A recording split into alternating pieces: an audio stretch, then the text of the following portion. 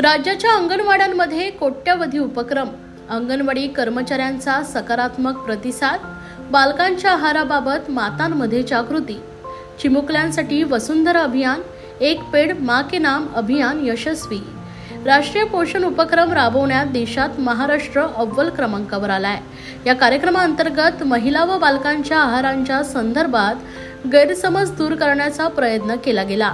विशेष करून ॲनिमिया आजाराच्या संदर्भात अंगणवाड्याच्या माध्यमातून महिलांमध्ये जागृती करण्यात आली आहे। यामध्ये 1,10,516 अंगणवाडी केंद्रांमधून ही जागृती सुरू आहे। यामध्ये 6 महिने ते 6 वर्ष वयोगटातील बालके तसेच स्तनदा माता तसेच किशोरवयीन मुली यांना देखील लाभ देण्यात येणार आहे। या उपक्रमामध्ये एक पेड़ मां के नाम, चिमुकल्यांची वसुंधरा अभियानाद्वारे मार्फत माता आणि बाल आरोग्य संदर्भात तसेच अनौपचारिक शिक्षक याबाबत देखील जागृती करण्यात येत आहे।